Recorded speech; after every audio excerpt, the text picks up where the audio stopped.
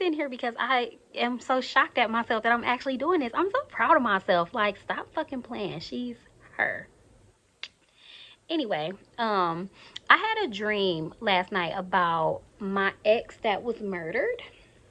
And so it sparked something in me today to kind of like get up and get some stuff on paper, like to journal or whatever. And then I was like, you know what? I think it's time for you to start your YouTube channel back up. That did it for me. So here we are. And let's pray it does for me what it is supposed to. So here we go. Um, I was like, what are you gonna get on there and say though? And I'm like, if the dream was about Brandon and you've been talking about starting a channel, let's start there. So here we go. Um, I want to talk about how my ex-boyfriend's death was the best and worst thing that has ever happened to me. I'm gonna elaborate because I know that sounds crazy. There are some people who are gonna be able to relate, some people that probably won't, whatever.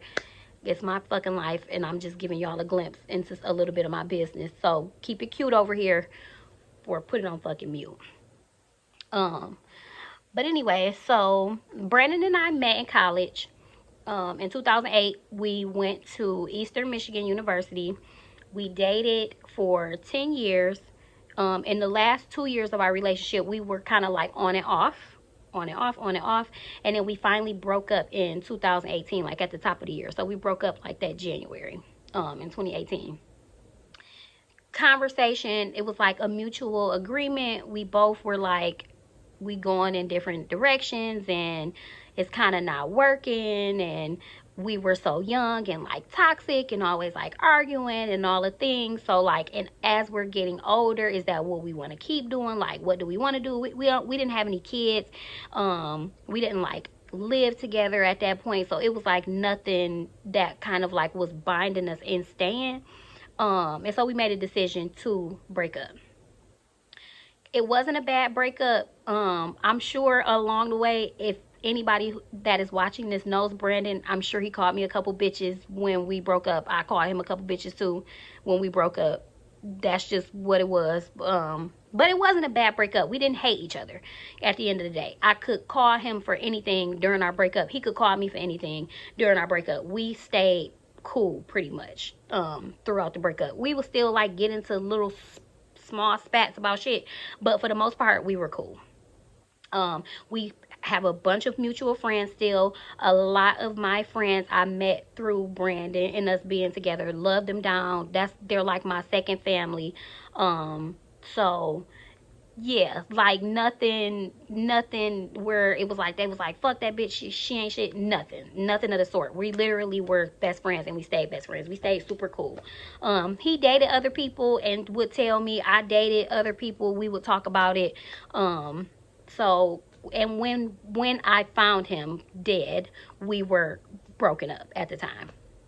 So and let me get to how I found him. So I was in Chicago at the time. I was working for Tommy's Power spinoff, which y'all know it was like post-pandemic in 2021. So I still had my job in Detroit, but I would frequent Chicago all the time because I was dating somebody there. So I would go back and forth all the time, and I had gotten a job working for Tommy's Power spinoff in costumes. So I was working that week there, and then got into an argument, got in my car the 31st of August, and then drove home. So I had been talking to Brandon because all throughout that week, like I had been talking to him or whatever, but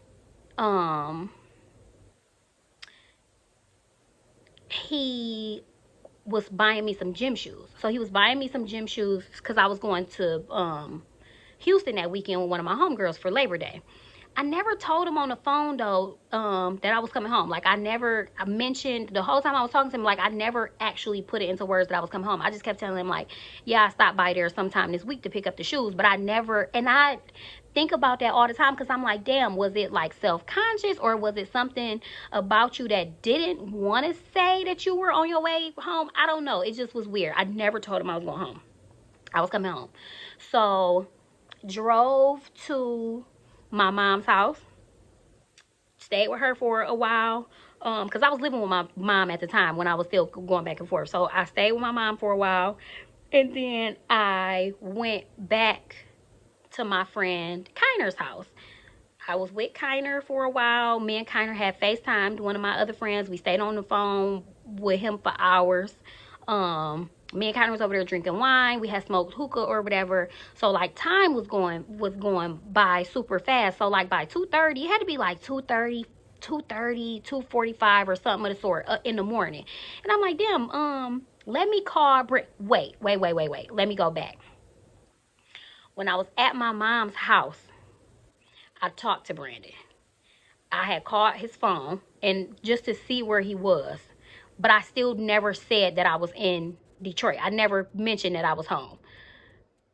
I called his phone, but he sounded sad. So I literally like said it on the phone, like we talked, but his voice was soft. And I was like, you sound sad. Like, what's wrong with you or whatever? And he was like, nothing. I'm just over here chilling or whatever. He was like, not nothing.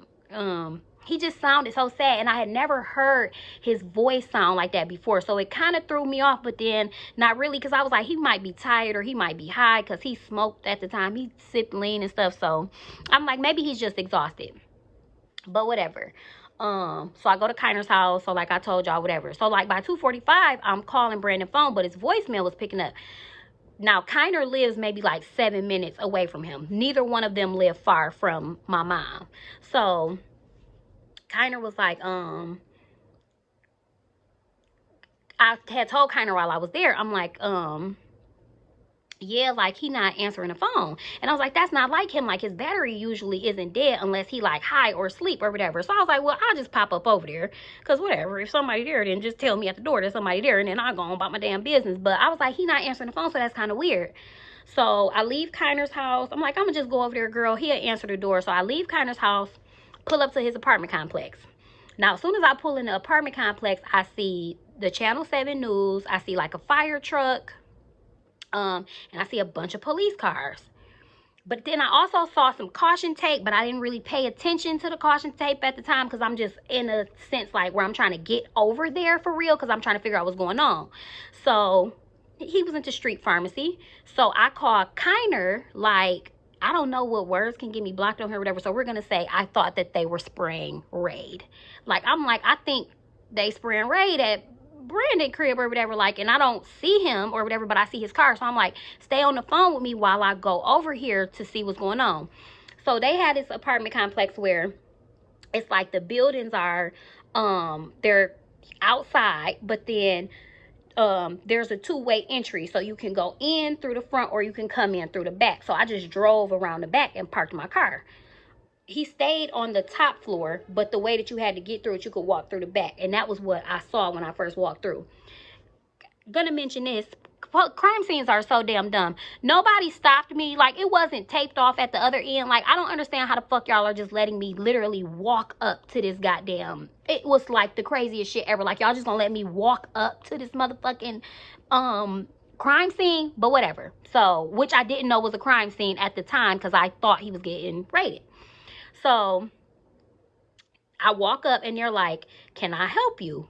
I never stopped walking though. So I really want y'all to put that in forefront. Like, I never stopped walking. From the time I made it to the entry, if he was up, if they were up here, I'm walking and talking the entire time. They never stopped me from walking. So they were like, can we help you? And I was like, I'm looking for my boyfriend. He lives here and his voicemail is picking up. He's not answering the phone. So, and I see like a lean cup on the ground. I see like a McDonald's bag. I see like a Sprite bottle. I see all of this shit that I know is his shit that he would have in his hands when he was getting ready to carry in the house. So I pointed at it and I was like, well, that's some of his stuff or whatever. But I'm looking at his car because I see his car right ahead of me. And I was like, that's his car. So I'm looking at his car, but I don't see him in his car. But I just got like an eerie feeling. Like I was imagining, because at this point, if he's somewhere over here, if he can hear me, I'm imagining he would have been like, Corey, call such and such, or Corey, do such and such. But I don't hear him.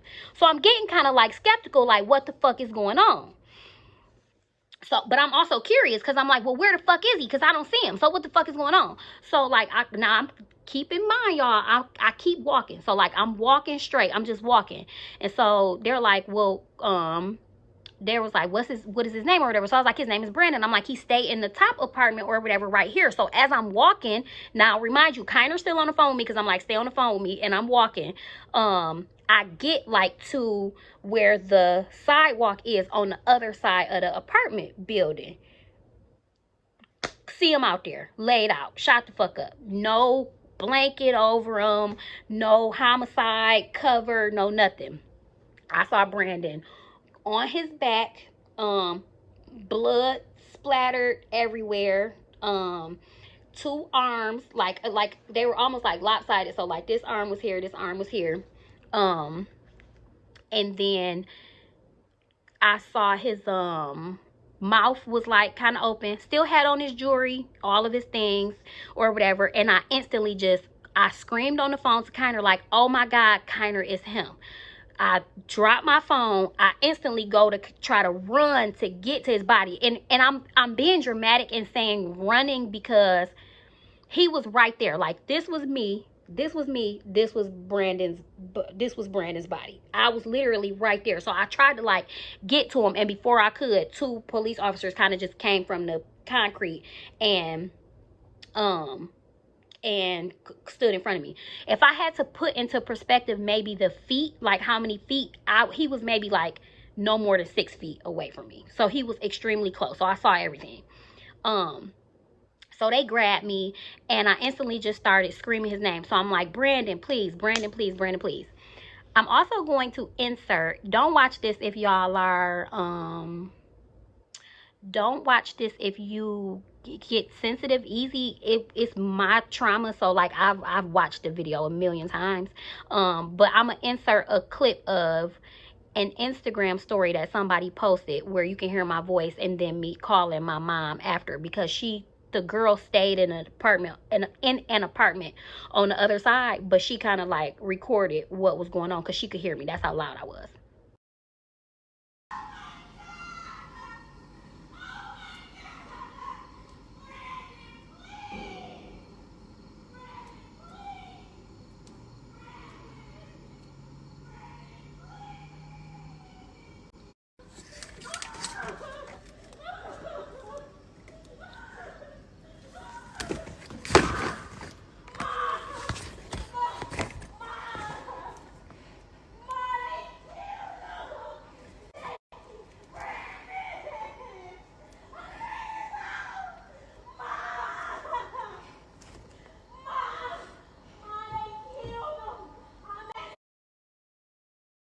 So yeah, okay, so now that y'all have seen that, so that happens.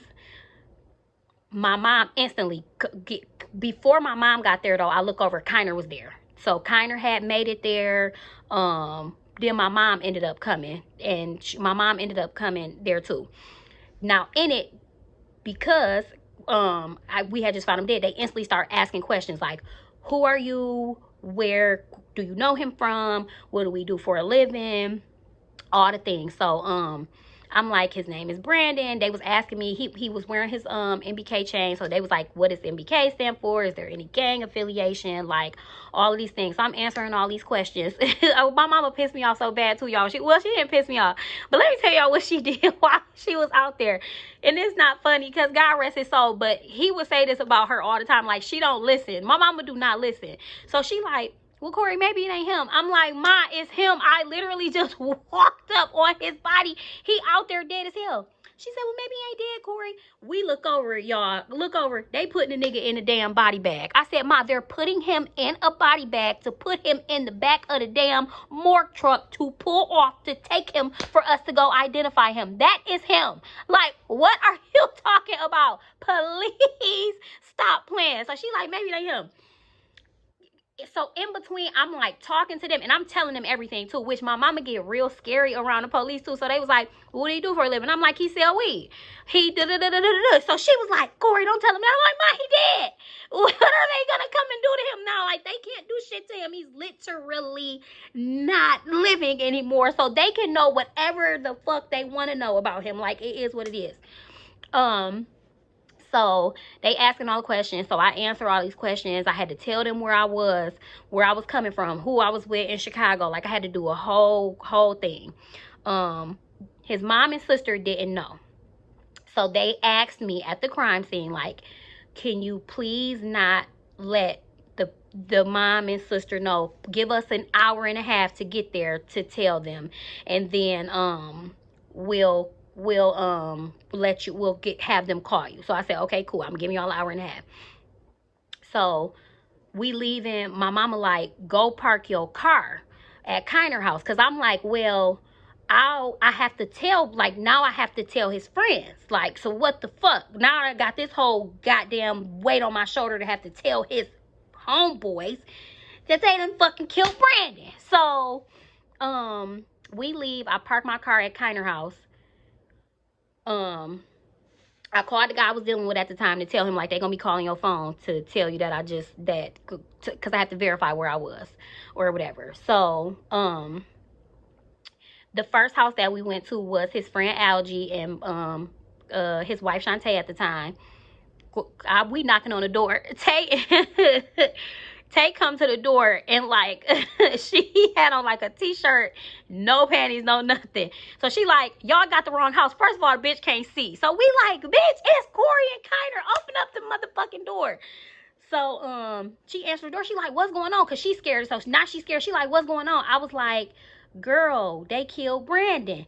She instantly started screaming Algie name. Algie, get up. Algie, get up. So Algie get up. He come in the hallway. I'm like, they killed him. Cool. Like, they killed him. So, oh my, that was a whole nother thing. I just felt so bad for Algie at the time. Oh my God, I felt so bad. You could literally tell his heart just like broke. That shit hurt me so bad. I had to call Rebrika so Rebrika could tell her husband, because that was like her little brother. So Rebrika like, okay, I'm gonna call Booney. And I had even called Booney a couple times because I was gonna tell Booney myself. But then I was like, after that, I was like, damn, bitch, you should probably let his wife tell him that the shit happened. But whatever. I just was, adrenaline was running everywhere. Like, I had no fuck idea what to do next.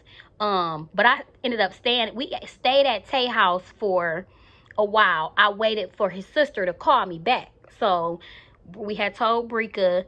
Now, by this time too, I want y'all to know, the girl had already posted that story that y'all, the Instagram story on Instagram. So I'm imagining, and I'm gonna tell y'all how I got the story, how I actually got the video in a minute. But anyway, so I'm imagining people are like seeing it and trying to figure out like who Brandon is. One person that I know that lived in the apartment complex at the same time was like, I heard you on my Ring camera. And she was like, I just kept saying to myself, like, damn, who is Brandon? Who is Brandon? Like, who could Brandon be? Like, because everybody else called him Lil B or whatever. Or they would call him Lil B, or he was selling weed. Some motherfuckers started calling him Mr. Zaza or some shit like that. Have no fucking idea. His name was Brandon to me. Tristan Sanders Perry. Bitch, if he pissed me off. So just so we clear, like, his name was Brandon. So, yeah, so Courtney ends up calling, and she like, hey. So I was like, as soon as I answered, I'm like, hey, Court. So she was like, they told you. So she was like, yeah, or whatever. And I'm like, because they had started asking me what was going on, and I want to make it very clear right now, I ain't had shit to do with that. I'm trying to figure out, just like you is, like, I ain't had shit to do with that. So she like, yeah, no, I just, she was like, they said that you was there, and I almost passed out, because I'm like, oh my God, Corey was with him. I'm gonna pause on the story for a second so I can go back. I talked to Brandon at my mama's house that day.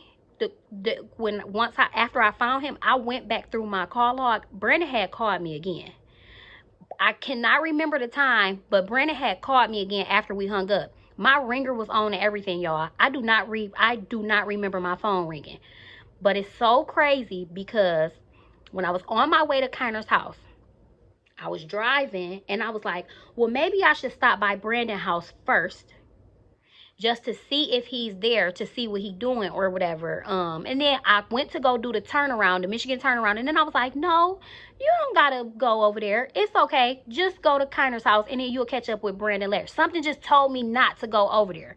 Literally in my heart, something told me not to go over there. And she was like, I thought you was with him. I'm like, girl, no, something told me not to go over there. And one time, y'all, I swear to God, right hand of God, I, from that point on, go with my first mind. Like, if I ever feel something, I need to go with my first mind. Because the only thing I could think of was, well, damn, if you would have took your ass over there, you would have been, your ass was grass too.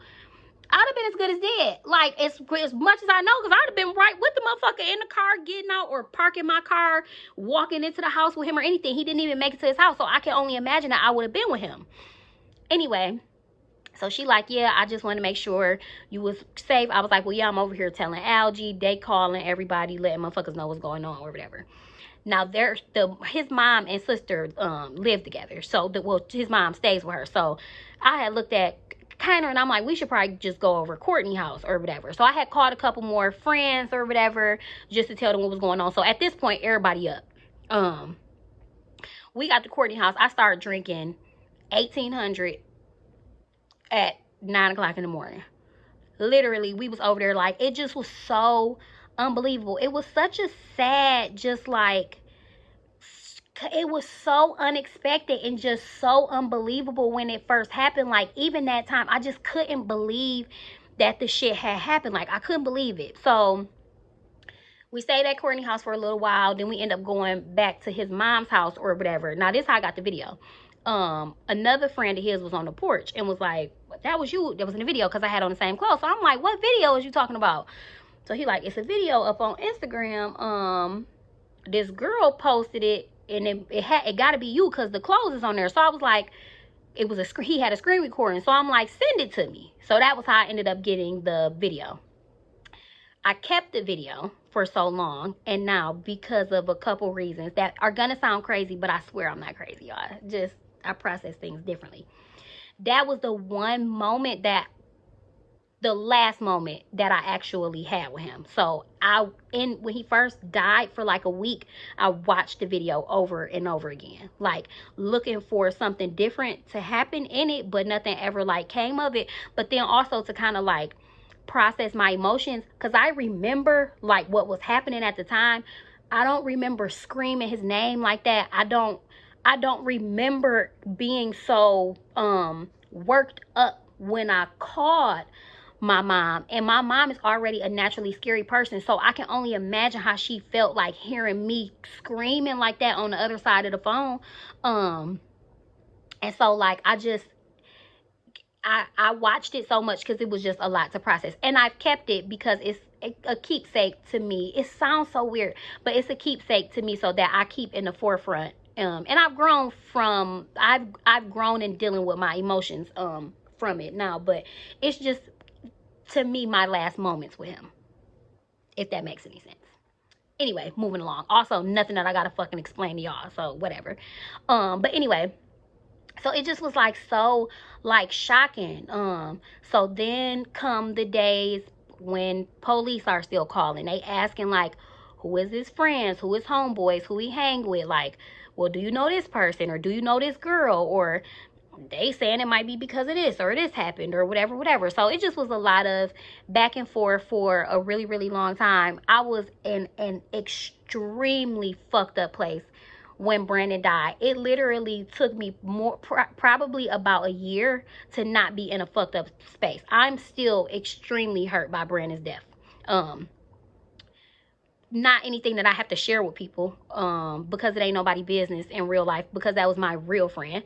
But like I still process that grief differently, because like I knew him for a short stint in my life, but I'll remember him longer than he was ever alive.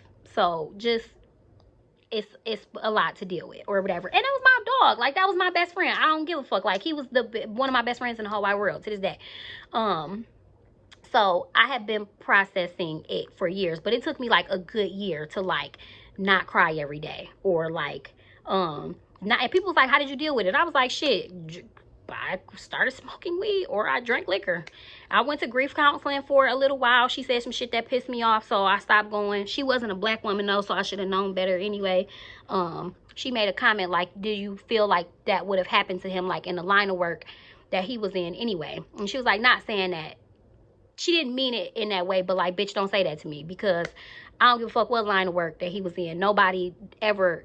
There are people who may deserve. No, he didn't deserve that. I don't give a fuck. Like, I don't want to hear that. So she pissed me off, so I stopped going. But I just was in a real dark space for like a year.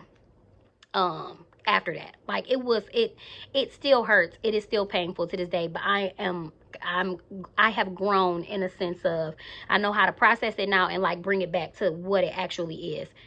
I don't believe in coincidences. I don't think random things happen. I know for a fact that God gave me a do I want to call it a story? I don't want to call it a story. Or God has given me a purpose here on for whatever it is. And I 100% know that Brandon was in my life for a reason, and the way that I found him was not a coincidence. Nothing happened in the order that it did for it to be a coincidence. It happened as a part of my story as well. Brandon has changed. He has started being better, like literally. And I'm gonna keep it a buck. When I got to Brandon's house, I was literally going to his house to tell him, like, maybe we can work it out.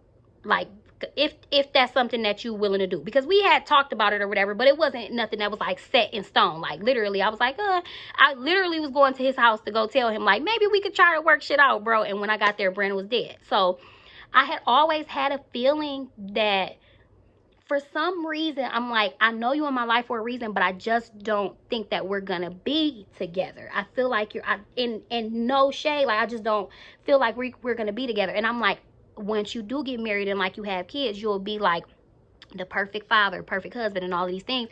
But I just don't think that it's gonna be with me. And I don't feel like those feelings come to you in vain for no reason at all. So like I always just got that feeling, but I didn't know what it was. Did I think that I got that feeling because he would be dead? Absolutely not. Never. Like, I never in a million years thought that I would ever have to deal with that. It has been one of the worst things that has ever happened to me in my life because of all of those reasons. Loved him down. Now back to what I told y'all earlier. The reason why it has been the best thing that has happened in my life is because I don't fear things now as much as I used to. I was reading my birth chart, and my birth chart said some things like, I don't get scared of shit, for real. Like, nothing really scares me naturally. Like, I'm not scared of getting in trouble. Like, I'm not scared of confrontation. I don't necessarily like confrontation, but like, I'm not scared to like express myself or say things. Expressing myself to Brandon, though, was extremely hard because I was learning how to communicate in my 20s with a man that you kicking it with or whatever, and expressing myself in like maybe like friendships, or like being open and honest about like how I feel about things. Those things were hard. Once Brandon died, not hard for me at all, because now I see things from a lens of like, shit be happening to people. Let me say what the fuck I need to say to you right now, and let me get all of this shit off my chest right now. No ill feelings or none of that shit. Let me say the shit right fucking now, so motherfuckers know how I feel. So I can't. So if I gotta come see you in that casket, or you gotta come see me, you know I said what I need to say. And it also, my birth chart was also saying like I give meaning to a lot of things, and I do. I literally do that. I'm like, I wonder why that happened, or like I'm always like, I saw a red cardinal. What does that mean, like spiritually? Like, I'm super spiritually in tune as well. And I'm just always wondering like why shit happens. I don't think things happen for no reason. I feel like Brandon's death was meant to shape me in a certain way. I feel like it was made. I feel like I was a part of it in a sense where it has shaped me into the woman that I have become thus far and will be in the future. And it has also prepared me for things that have happened, will happen, to come. And I don't feel like anything is random. It has made me a better person. I don't take things for granted, but then I also don't fuck around, because like now I lost my best friend in the whole wide world. Like, he was my best friend in the whole wide world. One of my best friends in the whole wide world. I don't be fearful of losing shit now. Like, you can go. And not so much as that is it's a good thing, because like things hurt me, but you have to move on. And it has taught me how to keep going. A lot of people ask me like, dang, it's kind of fucked up, like how do you keep going? And it's just that, like, you just keep going. Like, you literally just keep going. It doesn't take away from his life or his legacy or anything, but you keep going. And in it's literally shaping me into who I am today.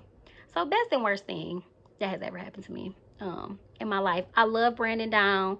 I wrote him a very long letter at his funeral. I wrote him a real long letter. I put it in the casket with him. It's with him. I ain't gonna get too much into what I said, but there was a lot in there that I felt like I should have said to him when he was alive. And so now that's why I literally tell people what I need to say while I have them in my face.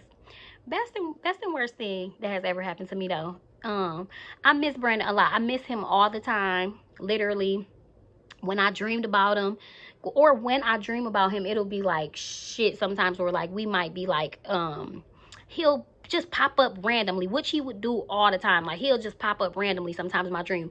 But this dream, he was asleep. He was literally asleep.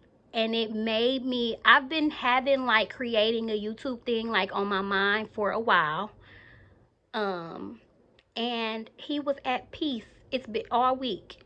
And I've been telling God, like, if it's meant to be, like, let me know what's up. Like, what should I do? And it was him in the bed, sleep, and kind of at peace. And that just triggered something in me to know that it's go time. Because I feel like you've gotten through the most difficult things in life. And I'm in a better position now to be able to showcase and show people my world. So, welcome. I hope y'all subscribe.